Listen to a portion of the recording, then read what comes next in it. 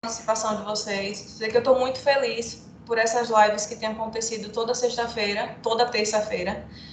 É uma possibilidade que a gente tem de trocar um pouco de experiência com as pessoas daqui da cidade, do estado, fora do estado, né? E saber um pouco como é que está a vida de vocês também nos outros locais e engrandecer o processo de crescimento aí de todo mundo. Então, hoje a gente vai falar um pouco do planejamento e a organização no atendimento de pacientes por síndrome gripal na unidade de emergência. Essa live ela não foi feita só por mim, eu fui escolhida para poder representar a unidade de emergência enquanto coordenadora de enfermagem, mas a construção dessa apresentação foi feita por toda a equipe de enfermagem, pela gestão médica, então tem o dedinho aqui de todo mundo, certo? Primeiro eu queria começar relembrando um pouco com a linha do tempo desse processo de Covid a nível de Brasil, Sergipe e Hospital Primavera. Eu vou trazer um pouco os pontos mais importantes desde quando tudo começou. Em janeiro foi quando a gente começou a ter o país mexido com a possibilidade do vírus espalhando muito rápido, mas foi em fevereiro mesmo que as coisas iniciaram. Então, aqui no hospital, a gente decidiu em fevereiro usar os nossos 2 leitos de isolamento na unidade de emergência como local para atendimento dos pacientes suspeitos. Na época, esses pacientes suspeitos eram só aqueles que vinham de países com a transmissão local e quando chegavam aqui apresentavam sinais e sintomas de síndrome gripal. O início dos atendimentos de paciente era só com esse perfil. E no Brasil nós tivemos o primeiro caso confirmado no dia 26 de fevereiro. Em março, a gente teve o início dos atendimentos de pacientes vindos dos estados do próprio Brasil, além dos pacientes do exterior, mas ainda seguindo aquele critério de pacientes com sintomas da síndrome gripal. No dia 11, a Organização Mundial de Saúde declara a pandemia. No dia 14 de fevereiro, nós tivemos o primeiro caso confirmado aqui no estado de Sergipe e tivemos o primeiro atendimento de paciente vindo do exterior, era um estrangeiro. Ele foi atendido no dia 14, mas só teve o diagnóstico confirmado dias depois por conta do tempo do exame. No dia 17, tivemos o primeiro óbito no Brasil. No dia 18, foi decretado o distanciamento social aqui em Sergipe. No dia 20, o Ministério da Saúde instituiu a transmissão comunitária em território nacional. E no dia 21, nós iniciamos o atendimento do Fast Track com o fluxo externo e tivemos, já na noite do dia 21 para o dia 22, o primeiro paciente suspeito grave chegando aqui no hospital. Esse mesmo paciente intubou e foi transferido para a UTI nessa mesma noite. No mês de abril, já com a população extremamente assustada, com a nossa demanda de pacientes já bastante reduzida, nós iniciamos aqui a central de EPI. Eu vou falar lá na frente um pouquinho a respeito dessa central, que foi uma medida que a gente fez para fazer um gerenciamento da distribuição dos EPIs. No dia 24 aqui, nós tivemos o primeiro paciente interno que foi a óbito. No dia 30, acionamos a primeira vez o fluxo interno. O nosso fluxo externo, do Fast Track, lotou e a gente precisou acionar o fluxo interno e redirecionar esses pacientes para atendimento interno.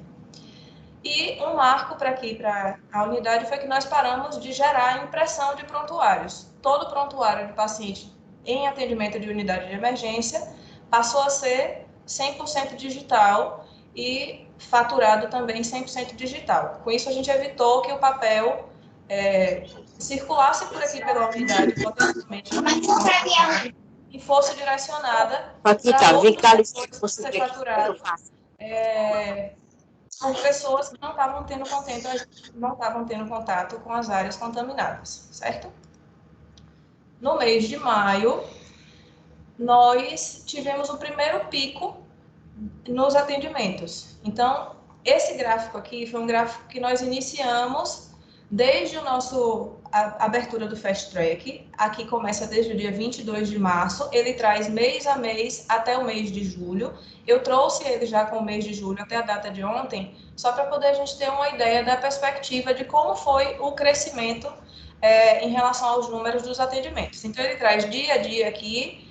A linha azul é o número total de paciente atendido na unidade de emergência e a linha vermelha, o número de pacientes atendidos dentro do fluxo. Então, no mês de maio, nós tivemos o primeiro pico de atendimento, tá? Tivemos uma mudança de necessidade mesmo da estrutura para acomodar esses pacientes, uma vez que a gente teve o primeiro pico, daí em diante a gente teve sempre o acionamento do fluxo interno.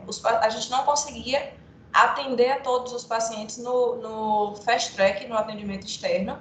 Então, a gente tinha que, para garantir o atendimento desses pacientes, nós tivemos que abrir o fluxo interno. Com isso, veio a primeira mudança de planos. A gente precisou revisitar o projeto e traçar uma nova perspectiva de mudança mesmo dentro do fluxo.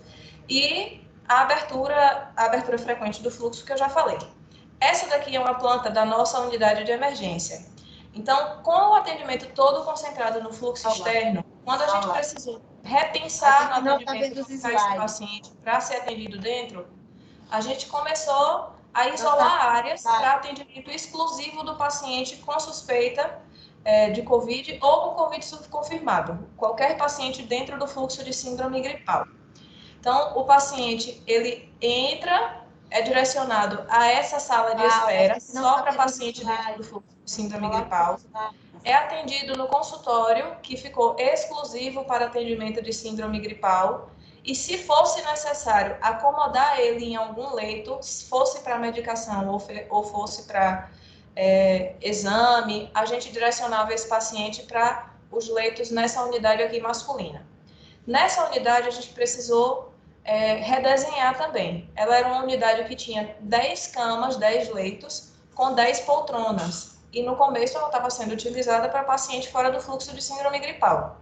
Para atender o paciente de síndrome gripal, nós mantivemos 5 camas, já sem poltrona para acompanhante, e colocamos nessa outra parede 10 poltronas. Assim a gente conseguia atender ao paciente que precisava ser acomodado na cama mesmo e conseguir atender o paciente com um quadro clínico verde ou azul, certo? E quando o paciente necessitava de um atendimento de alto risco, nós direcionamos os 2 isolamentos, tá certo? No mês de junho, nós continuamos tendo vários picos e recordes de atendimento. Precisamos revisitar o fluxo de novo da unidade e redistribuir novamente, mais uma vez, os nossos leitos. Começamos a ter congestão de leitos. A gente chama isso daqui, acompanha diariamente isso daqui em relação à gestão de leitos, perdão, e a gente vê a nossa capacidade de ocupação. Então, em alguns momentos no mês de junho, nós tivemos 100% de ocupação no internamento, e nas UTIs, aqui a gente está vendo UTI clínica, que foi a UTI que ficou direcionada para os pacientes fora do fluxo de síndrome gripal. E estamos vendo também as outras 2 UTIs, que são as UTIs de retaguarda e a UTI cirúrgica, que são as UTIs que foram direcionadas para receberem esses pacientes suspeitos ou confirmados de COVID, certo?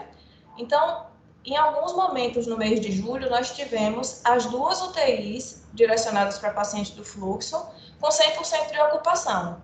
Mas aí, o nosso velocímetro aqui mostra que a gente tivemos próximo dos 100%, mas por conta da UTI clínica, que em alguns momentos teve a ocupação fora dos 100%, certo? E sentimos que no mês de julho, a gente teve um aumento dos casos mais graves surgindo na unidade. Então, no mês de julho, a gente mudou mais uma vez o fluxo do paciente. Essa área aqui, que era a única área de observação que nós tínhamos para paciente COVID, nós acabamos ampliando essa e essa daqui. E essa área aqui ficou uma área exclusiva para paciente fora do fluxo COVID. Esses consultórios atendem o paciente fora do fluxo, esse consultório aqui ficou para paciente fora do fluxo, um consultório só, e os outros 2 consultórios ficou para paciente dentro do fluxo.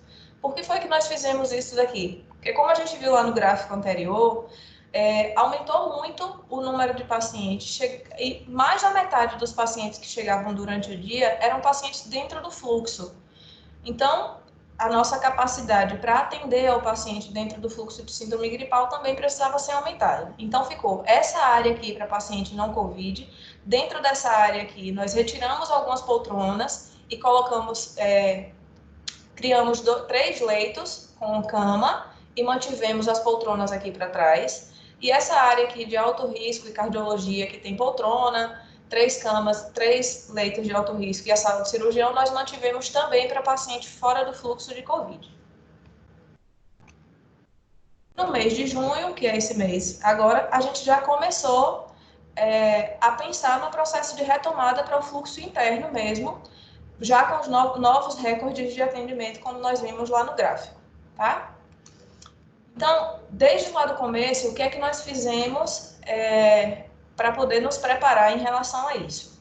Nós iniciamos com a descrição do fluxo, seguimos para a apresentação do fluxo para toda a equipe multidisciplinar, potencializamos os treinamentos, inclusive fizemos alguns treinamentos repetidos que já tinham sido feitos antes da pandemia, a adaptação do ambiente, aquisição de materiais e equipamentos, confecção de banners informativos para pacientes e para a equipe multidisciplinar e a divulgação das coisas que estávamos fazendo em rede social.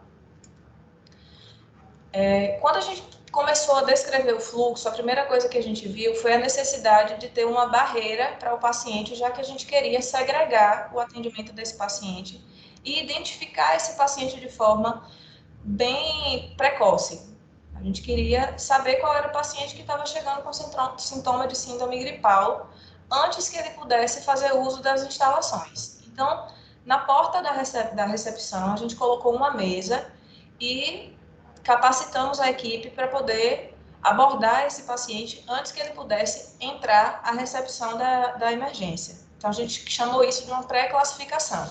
O que é que essa pré-classificação faz? Faz uma identificação, ela identifica o paciente, orienta qual fluxo esse paciente vai fazer parte, pede que faça a troca da máscara desse paciente quando ele chega de domicílio e uso dessa máscara, recolhe a documentação do paciente, faz a orientação em relação à higiene das mãos e conduz esse paciente para o fluxo de síndrome gripal.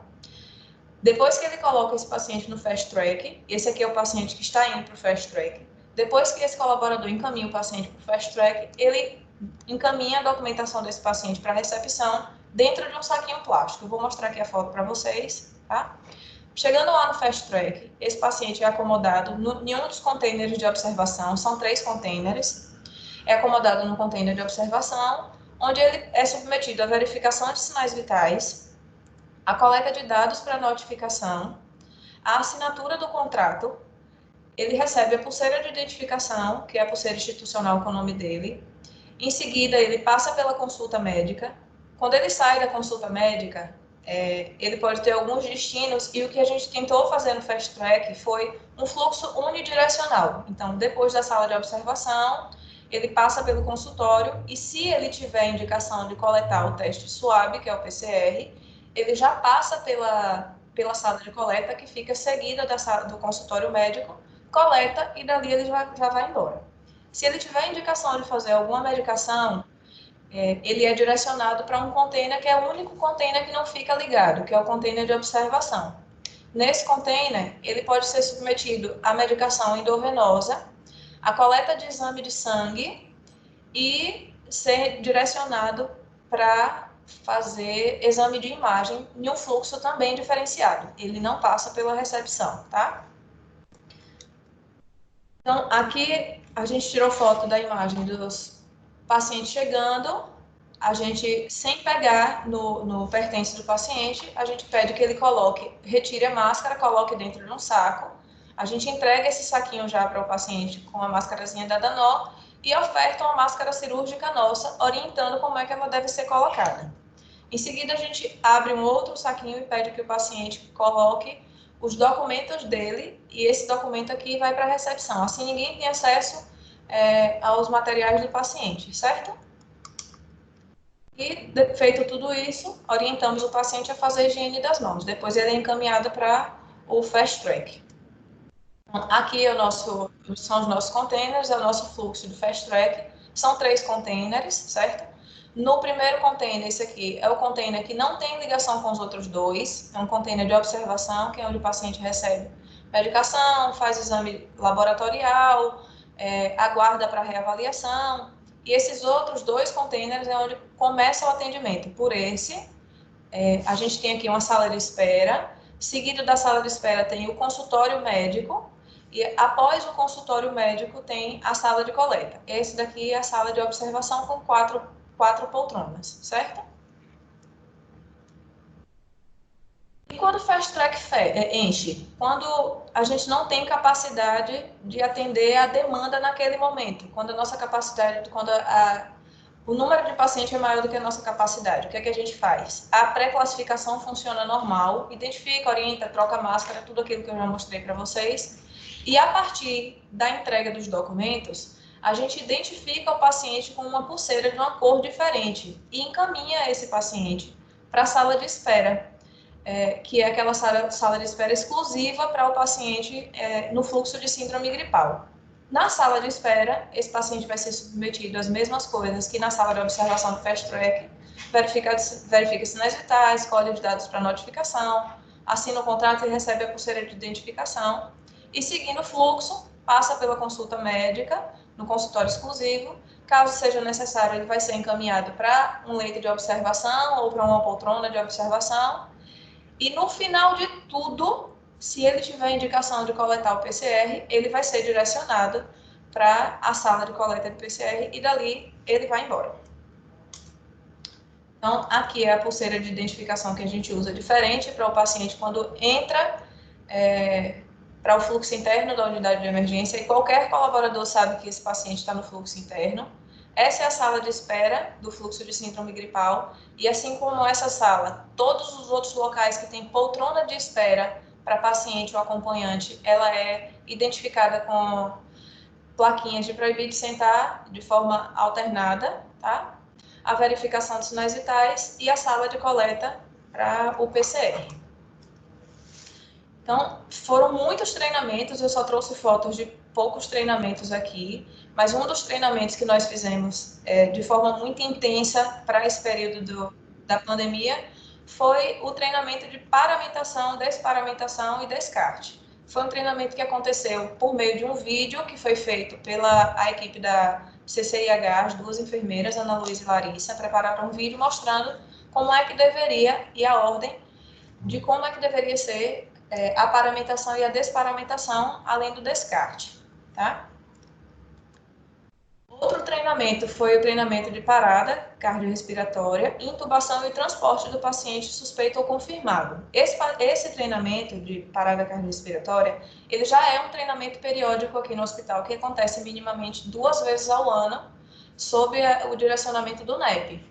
Já tinha acontecido esse ano, mas em decorrência do trato diferenciado a esse paciente, a gente precisou refazer o treinamento para poder abordar as particularidades que a ocasião merece, né? Então, foi um treinamento que não teve como ser online ou por vídeo, foi um treinamento presencial, mas as equipes elas eram extremamente restritas. Era a equipe da intercorrência. Então, nessa intercorrência aqui, qual era o profissional nesse setor que estaria presente? Por exemplo, aqui na unidade de emergência, a gente não tem fisioterapia de plantão. Nós temos enfermeiro, temos médico, temos técnico de enfermagem.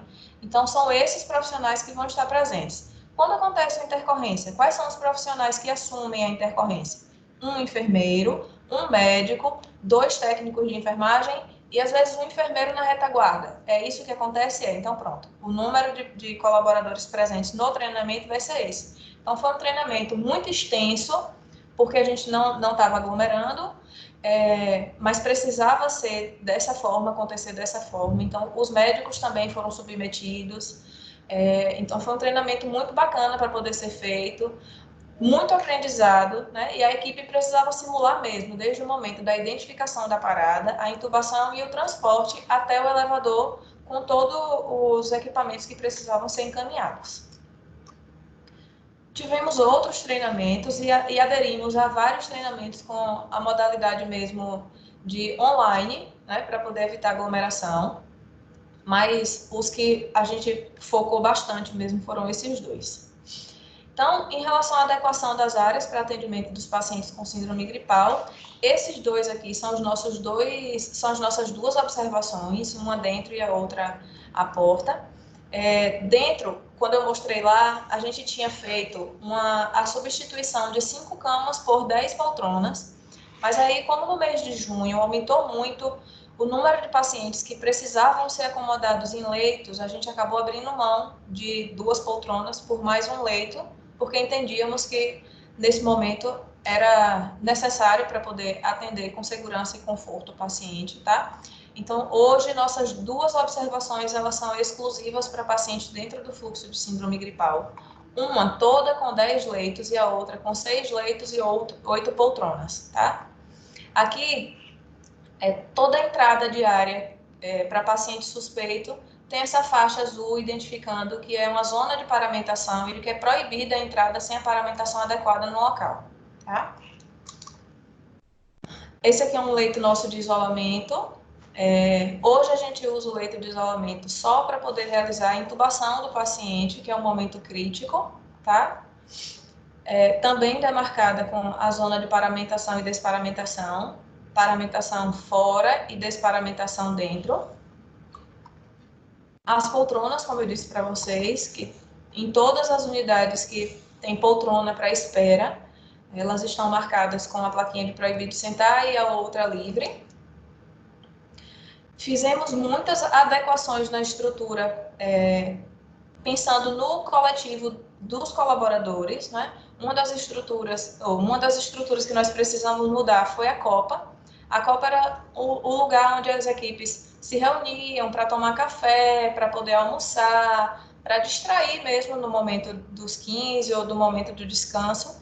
Mas era uma mesa grande que tinha aqui, eu não consegui achar a foto que eu tinha dessa copa antes da reforma, mas era uma mesa grande que a gente tinha aqui, e isso convidava com que as pessoas quisessem estar ali reunidas. E a gente sabe que o momento da refeição é um momento extremamente crítico, porque as pessoas que estão reunidas, elas querem conversar, elas querem interagir, e aí existia troca ali naquele momento, e era um momento extremamente crítico. Então, a gente optou por remover a mesa grande e colocarmos 3 mesas pequenas e individuais viradas para a parede, assim as pessoas podem conversar, mas elas não vão ter troca uma de frente para a outra. A equipe, a princípio, não gostou muito, mas depois eles entenderam que isso era para a segurança deles. Outra coisa que a gente precisou mudar foi em relação ao estar de enfermagem. O estar era único para toda a equipe de enfermagem. A equipe se dividia ao longo do plantão em vários grupos para poder descansar, mas ainda assim o volume era grande e era um momento de, mesmo com 5 pessoas, era um momento de aglomeração, e aí a gente optou por dividir o estar, e hoje nós temos 2 espaços para descanso da enfermagem.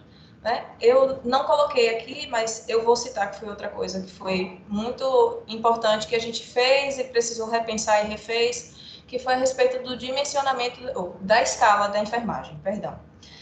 Lá no começo, a gente entendeu que mudar a escala da enfermagem para uma carga horária, a jornada 12/36, seria bom para a equipe, porque a gente ia estar diminuindo a exposição no transporte, a maioria usa transporte público, a saída de casa, e conversamos com a equipe toda, a equipe entendeu e aderiu. A equipe do dia, ela trabalhava em uma escala, trabalhava manhã, a outra turma trabalhava à tarde e faziam dobras nos finais de semana. Com a mudança, a equipe ficou trabalhando dia sim e a outra equipe no outro dia. Então, ficou em dias alternados, a escala 12/36.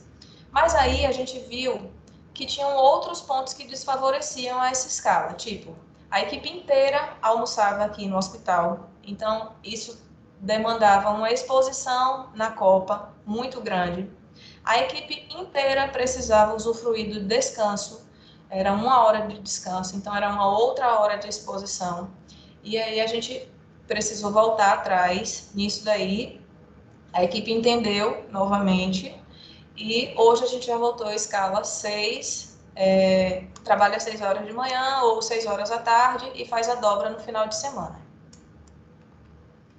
Outros cuidados que nós tivemos com as áreas operacionais foi com a recepção. A recepção ela não tinha esse vidro aqui, era um balcão que todo mundo tinha contato com o paciente e acompanhante.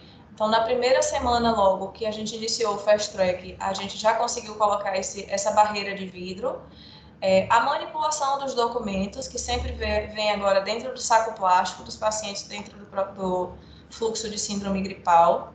O nosso agente de portaria que está sempre trajando, fazendo uso de EPIs, né? E a disponibilização de álcool em todas as áreas administrativas. Então, eu citei lá atrás que em abril a gente criou a central de distribuição de EPI. Foi uma central que a gente sentiu a necessidade de criar, porque os nossos EPIs eles ficavam disponíveis na unidade para todo mundo. Né? Só que a nossa unidade é uma unidade aberta. Então, a gente tem fluxo de paciente, a gente tem fluxo de acompanhante, e em alguns momentos a gente estava vendo e estava sendo bem constrangedor a gente pegando paciente, acompanhante, fazendo uso desses EPIs e até levando esses EPIs e a gente não, infelizmente, não é assim que as coisas deveriam funcionar. Então, a gente resolveu fazer a central de EPIs e funcionou super bem, foi uma medida extremamente assertiva em parceria com suprimento, a farmácia, deu super certo. A equipe da diagnose, que na época estava fechada, eles vieram e ajudaram muito nessa central. Então, como é que essa central funciona? A gente começou a concentrar nesse ponto, nessa sala, todos os EPIs que precisariam ser utilizados na unidade. Tudo hoje está concentrado nessa sala. Qualquer pessoa da equipe tem acesso a essa central, pode se dirigir e solicitar qualquer EPI. O que a gente conseguiu foi uma distribuição eficiente, um histórico de uso por profissional, porque a gente começou a cadastrar, por exemplo, a máscara N95. Toda vez que o profissional ia solicitar, a gente anotava o pedido daquele profissional. E aí começou a identificar, inclusive, as razões de necessidade de troca antes do período indicado pelo fabricante. Então, a gente garantiu um fácil acesso a esses EPIs e garantiu uma segurança no estoque, porque essa central ela consegue realizar o pedido 2 vezes ao dia, todos os dias da semana. E aí a gente consegue garantir o estoque para todos os turnos de funcionamento aqui na unidade e não falta em momento nenhum para situação nenhuma. Então, foi uma medida muito assertiva que a gente teve, foi essa central de EPI. A intensificação da higiene nos locais tem sido uma parceria também muito bacana com a equipe de higienização, aumentou o número de colaboradores de higienização aqui, tem um colaborador exclusivo para o fluxo do Fast Track, tem mais um grupo aqui dentro. Então, a gente tem uma necessidade muito grande de higienizar assim que o paciente sai, para garantir que o outro que vai utilizar aquele ambiente, o ambiente já esteja limpo. Simone, a coordenadora da higienização, desenvolveu com a equipe uma placa de identificar o leito, quando o leito precisa ser higienizado, e a placa do leito livre e higienizado. Então, isso impede também que a gente acomode o paciente no leito que ainda não tenha sido higienizado. Isso também foi muito bacana.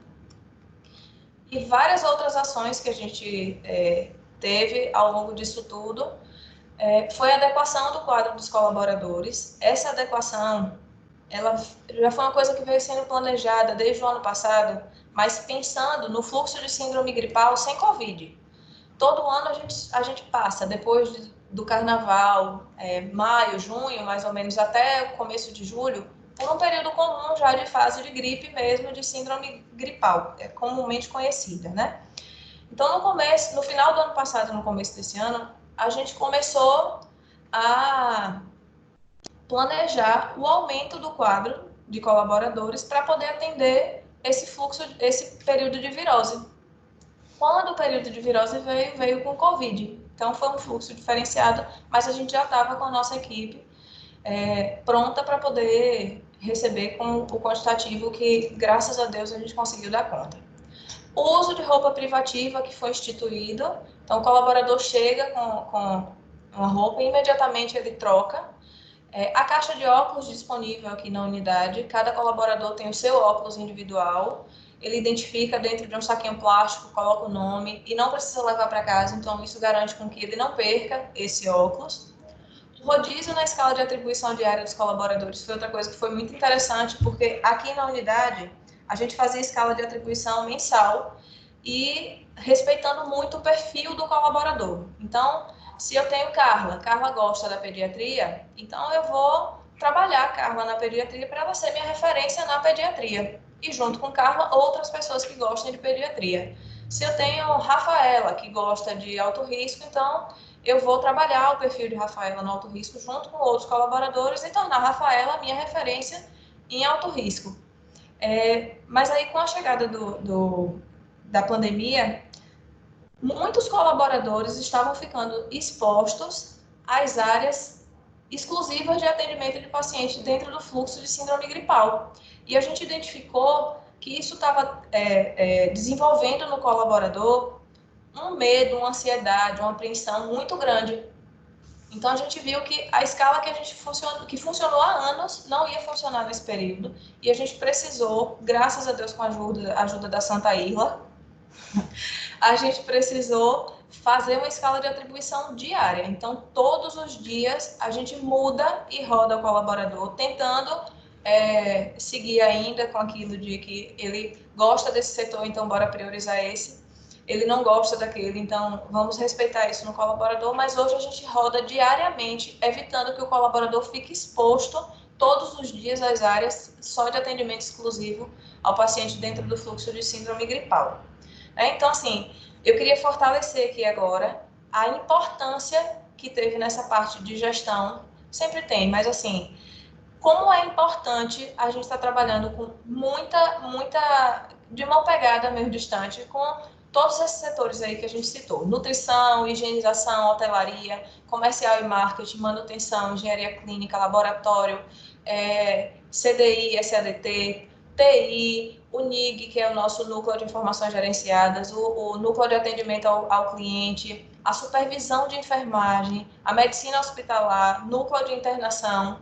E eu vou só citar assim, eu já citei várias outras coisas aí atrás que envolvem todo mundo, mas antes os nossos colaboradores, tanto nas dobras de 12 horas quanto nos plantões noturnos, eles saíam da unidade para poder fazer as refeições no refeitório.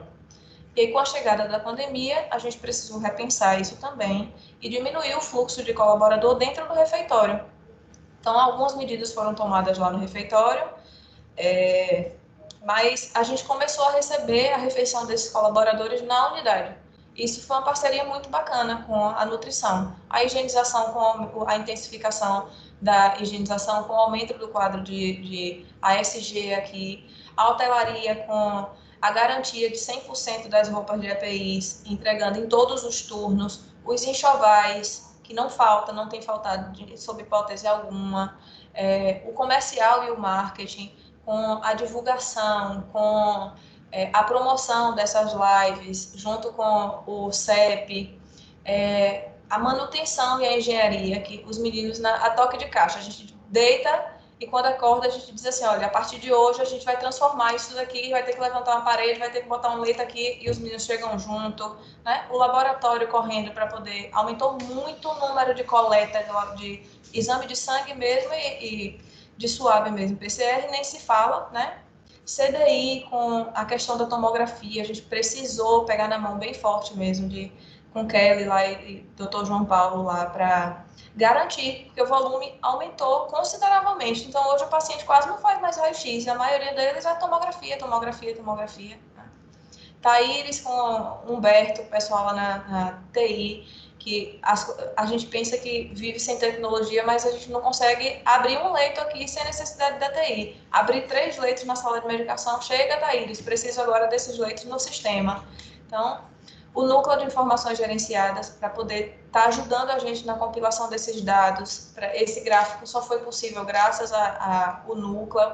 O NAC, nesse elo com os pacientes, a supervisão de enfermagem, que na hora que a gente liga pedindo apoio, chega, ajuda, estou precisando aqui, corre, puxa dali, puxa daqui, no remanejo dos colaboradores, né? A medicina hospitalar, com a necessidade de giro de leito, de acompanhamento de alta para poder subir os pacientes daqui da unidade de emergência, diminuir o tempo de permanência aqui, e o núcleo de internação junto com a medicina hospitalar. Outra coisa que foi muito assertiva, que não veio por conta da pandemia, mas combinou de acontecer na pandemia, que foi a criação do time de transporte.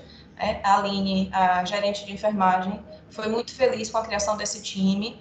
Exclusivos, são técnicos e maqueiros que trabalham exclusivamente para poder realizar o transporte de paciente para exame ou para áreas não críticas. Eles só não levam paciente para as áreas, para as UTIs, né? E a maleta de vias aéreas difíceis também, que não veio por conta da pandemia. Já era um pedido que a gente tinha, já era um protocolo que a gente estava criando, mas foi acelerado aí por conta da pandemia, também foi um ganho muito grande. Então, o que foi que nós tivemos de desafio nesse período?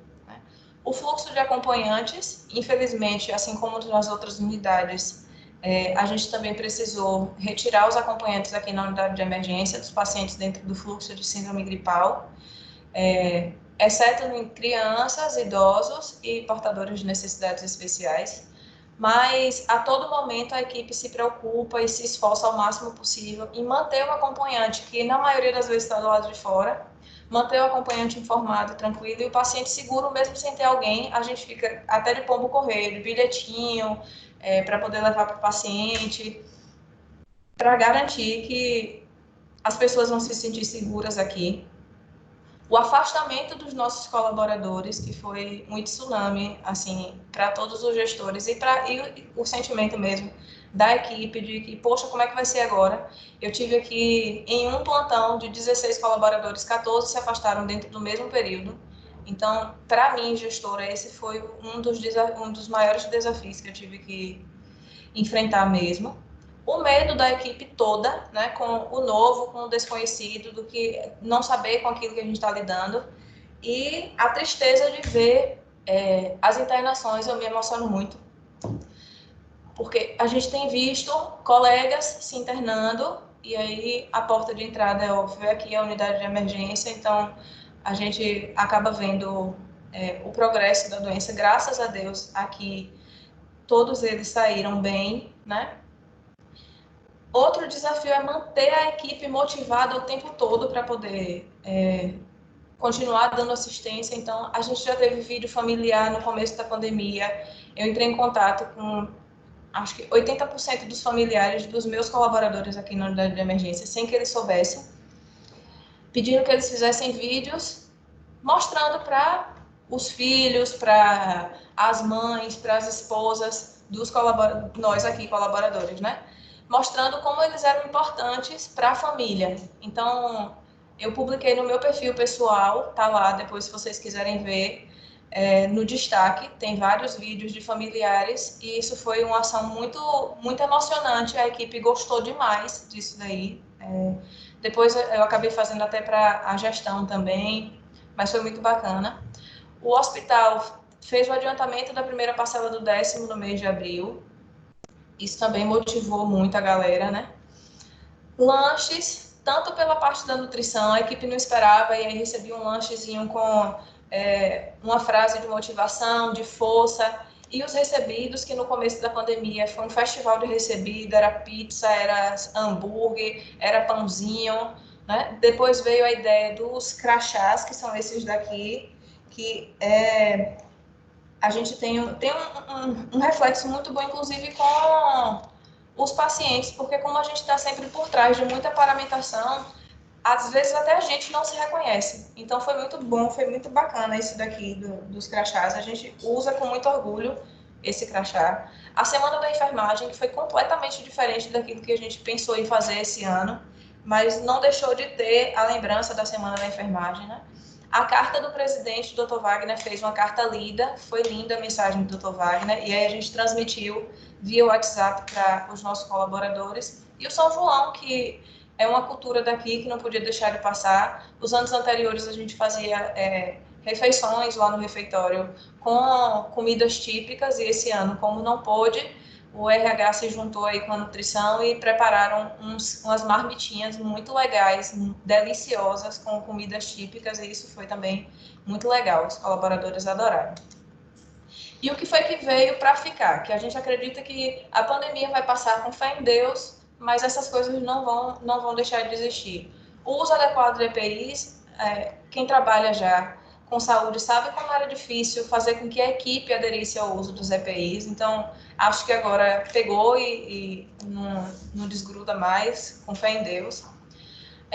Maior adesão à higiene das mãos, é engraçado de ver, porque assim, a gente vê colaborador saindo de um posto para o outro. No posto 1, ele saiu higienizando as mãos. Aí, quando chega no outro posto, ele não pegou em nada, mas ele vai no álcool de novo e começa a higienizar as mãos de novo. Então, acho que essa adesão à higiene das mãos também é uma coisa que vai ficar. A criação do setor do time de transporte aqui no hospital, a maleta de viagens difíceis e as reuniões online, que tem sido uma descoberta tem sido bem bacana, porque a gente descobriu que não precisa estar um do lado do outro para poder estar resolvendo as coisas, né? Antes a gente ligava e dizia assim, fulano, estou precisando conversar com você, tem como você dar um pulinho aqui? E agora a gente abre uma live com 2, 3, 4, 5 pessoas rapidinho e consegue resolver as coisas de forma muito mais rápidas. Tô com saudade de reunião presencial também, gente, mas que a reunião online foi um ganho, foi. Tá? Então, eu trouxe aqui uma frase de Rodrigo. Rodrigo é o coordenador médico aqui do hospital, que tem sido um parceirão. Eu agradeço a Deus todos os dias por ter colocado o Rodrigo na minha vida. Eu não sei o que ia ser da minha vida com a coordenadora de enfermagem aqui, se Deus não tivesse colocado o Rodrigo para mim. Então, eu sou muito grata. E Rodrigo fala uma frase, e eu fui procurar na internet e eu não achei o dono dessa frase, então eu patenteei essa frase aí como Rodrigo, tá? Se você não está dando o melhor de si nesta vida, para qual vida você está se guardando? Eu quis fazer uma homenagem aqui para minha equipe e queria compartilhar com vocês.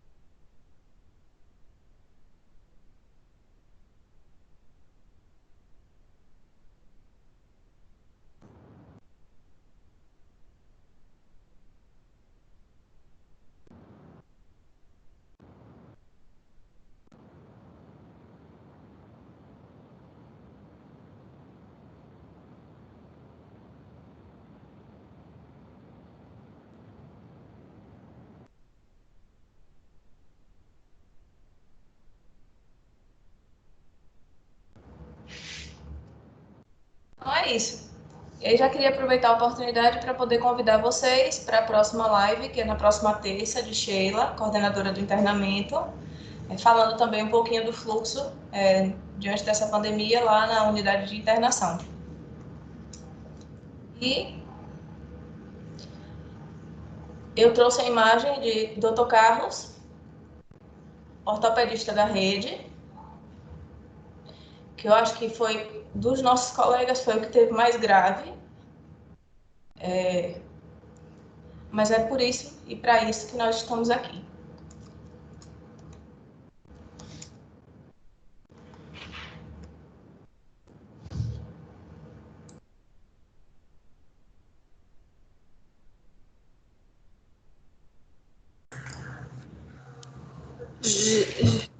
Parabéns, Paula.